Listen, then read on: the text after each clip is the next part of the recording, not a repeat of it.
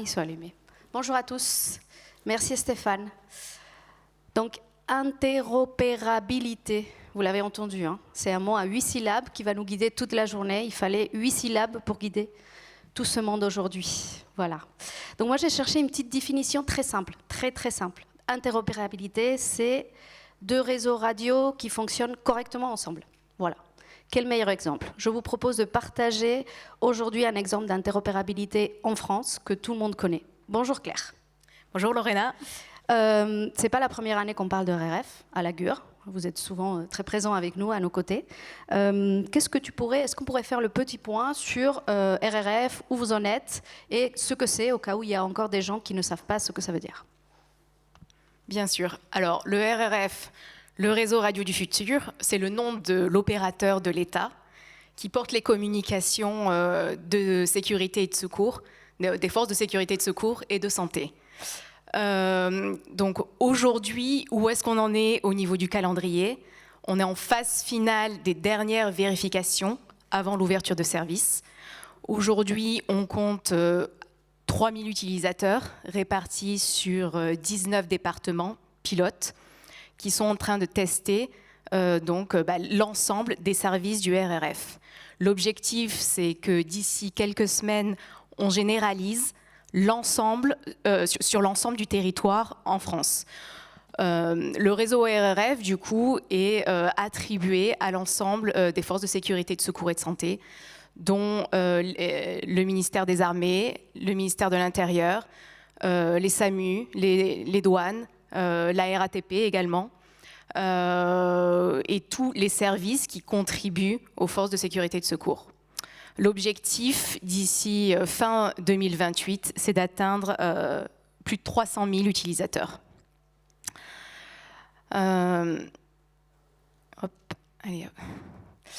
Donc, on a parlé des arrêtés, les arrêtés tunnels et l'article MS71 qui ont été en fait publiés le 26 mars et le 28 juin 2024.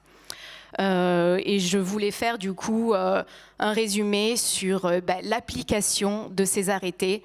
Aujourd'hui, en fait, l'application des arrêtés tunnels et le MS71 relève de la compétence des commissions consultatives départementales de sécurité. Et ces commissions, elles sont présidées par les préfets.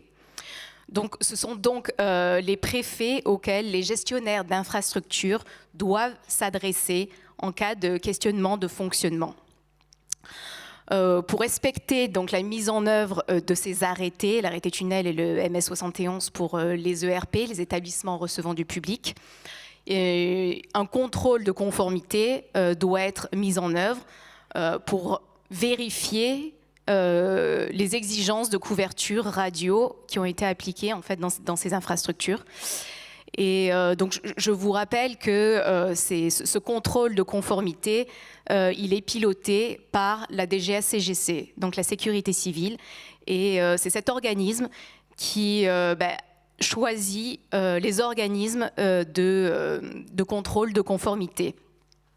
Donc les gestionnaires d'infrastructures et les organismes de contrôle de conformité doivent dialoguer avec la DGS-CGC pour pouvoir se conformer aux exigences en fait, de couverture radioélectrique. Alors, donc, les interlocuteurs principaux dans le cadre de ces arrêtés sont les préfets et les organismes, les ministères co-signataires de ces arrêtés. Et évidemment, l'ACMOS assiste la DGS-CGC pour l'élaboration de ces réponses aux questions qu'ils reçoivent. Le côté positif, c'est qu'on avance, on a beaucoup d'échanges avec la DGS-CGC, des groupes de travail vont s'organiser afin de pouvoir répondre à toutes les questions des gestionnaires d'infrastructures.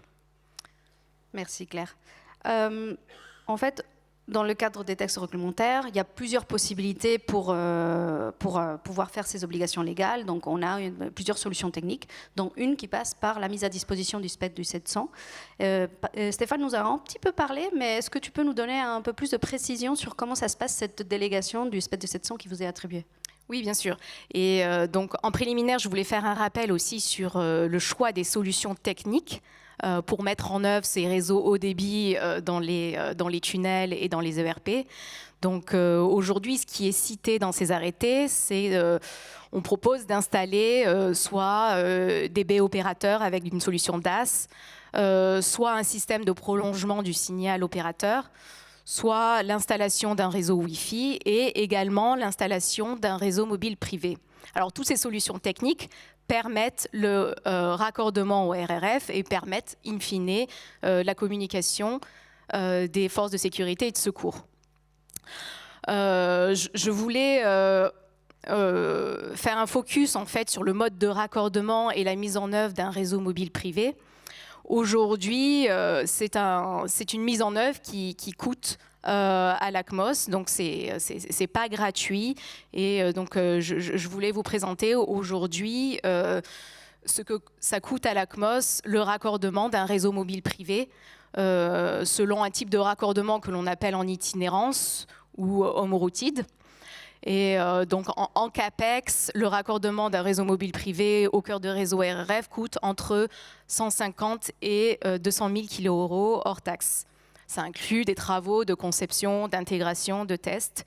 Il y a aussi des coûts d'OPEX, d'exploitation, entre 5 et 10 000 € par an. Donc ces coûts, l'ACMOS les porte en premier lieu et les refacturera aux gestionnaires d'infrastructures qui choisissent de mettre en œuvre un réseau mobile privé interconnecté au RRF.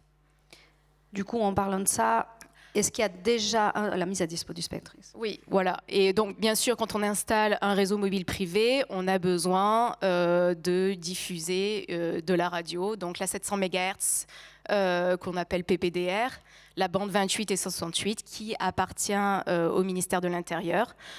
Donc aujourd'hui, l'ACMOS et le ministère de l'Intérieur travaillent avec l'ARCEP pour proposer un document décrivant la délivrance des autorisations des fréquences.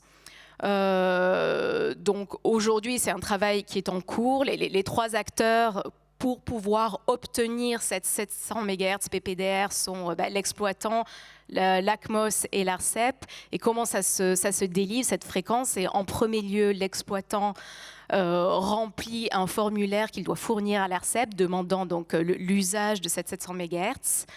Dans un second temps, cet exploitant, il doit signer un NDA avec l'ACMOS, demander le document référentiel qui décrit l'interconnexion RRF.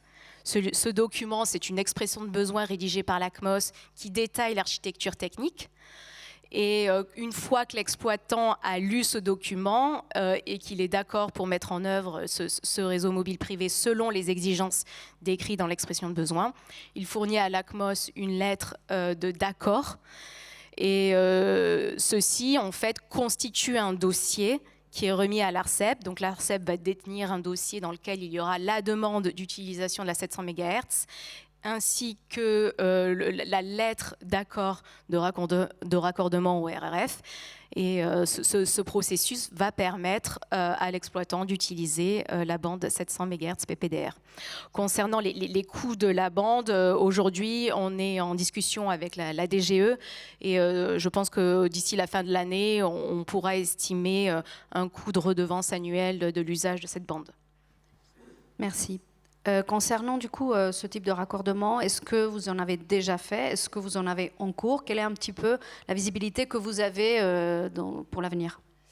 Alors évidemment, ce type de raccordement d'un réseau mobile privé au cœur de réseau RRF, on est en train de le faire dans le cadre des projets des lignes du GPE, du Grand Paris Express, concernant les lignes 18 et 15, 16 et 17.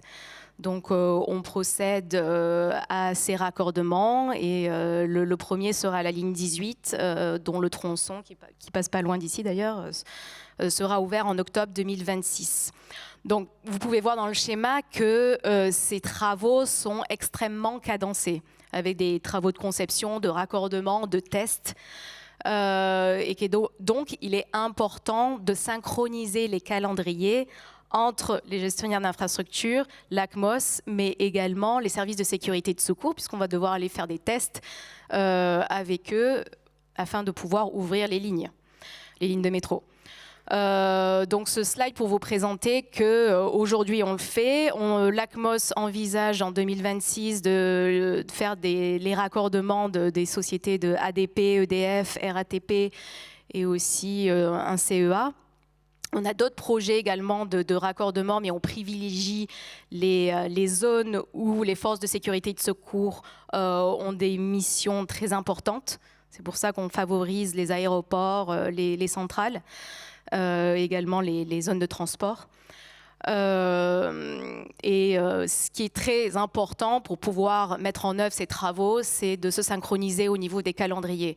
Donc, il va falloir qu'on discute sur quand on démarre les travaux et comment on va le faire courant 2026. Donc en fait, l'année 2026 va être une année très très riche en termes d'interopérabilité, on l'a vu, sachant qu'aujourd'hui vous avez déjà plusieurs réseaux qui contribuent à RRF.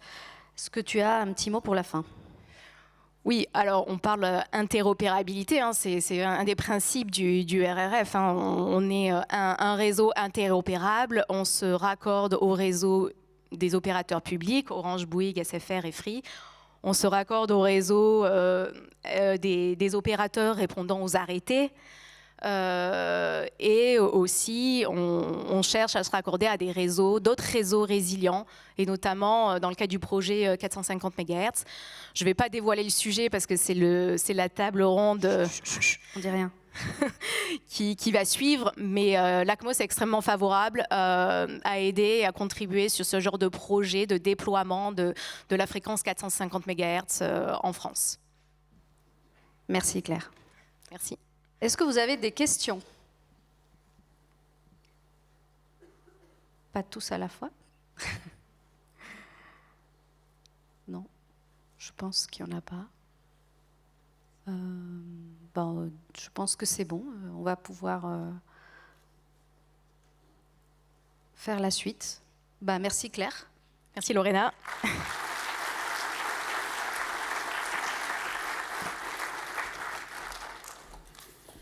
Merci Claire et Lorena. Alors peut-être pas de questions et quelques commentaires quand même. Alors Claire, vous ferez attention parce que je crois qu'ils ont avancé l'ouverture de la ligne 18 quand même d'octobre à août 2026. Voilà. Mais ça vous laissera plus de temps pour les lignes suivantes parce qu'elles risquent de se décaler un petit peu. Et puis aussi pour dire que Claire a mentionné ce référentiel d'interconnexion. Je vous avais parlé du fait qu'on était un peu au milieu du gué, mais le chemin est long. Le milieu du gué, donc c'est quand même déjà un long chemin parcouru. C'est un document aussi qu'on a travaillé à la GUR avec évidemment les équipes de l'ACMOS, donc ce ne sont pas des découvertes. Voilà. Et puis sur le prix, merci d'avoir donné ces ordres de grandeur, Claire, mais je suis convaincu que vos titulaires ont encore quelques efforts à faire et qu'ils apprendront en tout cas des premières interconnexions, voilà, pour fluidifier et puis évidemment optimiser ce type de coût. Voilà, donc je pense qu'on peut, voilà, on prend une question s'il n'y a pas de remords. Je propose qu'on passe donc à notre première table ronde donc consacrée à la résilience. Voilà, et donc Thomas, grand animateur.